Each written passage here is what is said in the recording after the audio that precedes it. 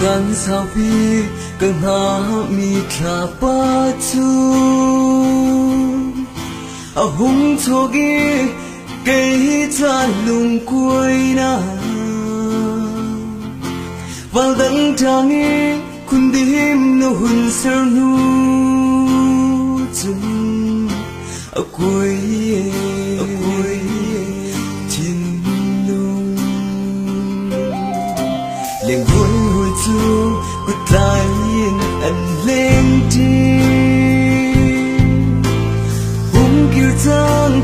nun em cây sina kan lam thiêu tôn chil ni no khâu khrim lâu cái tuar do mi đông đi lên ở xuôi nâng huê lên chân ngõ na cần tốt nâng hai câu chu rắc yêu trắng cây sina đủ đủ mi hơi sân nạc lên mùi nang nát tuần cha na rắc chữ na nằm ra cây cầu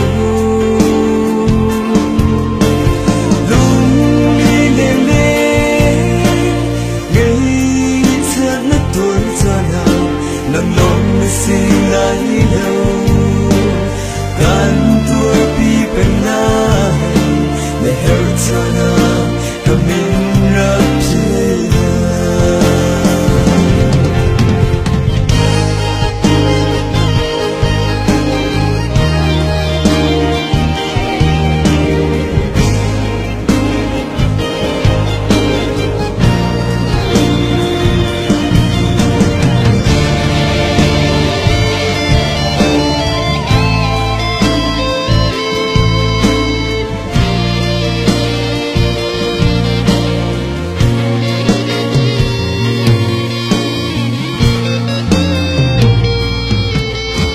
nâng lên chân cây cha lùng lốm chan giang đeo cha na nâng chu cơ tha ra ngày chết cha na cây chín niềm khâu tu nâng sự hân lô nè liêm chân lung đi lên rồi nâng hê lên chân của dù na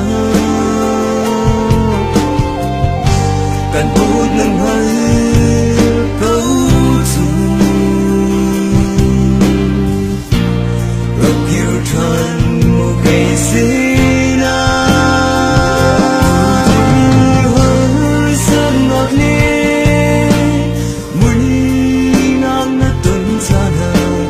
Rap sila nag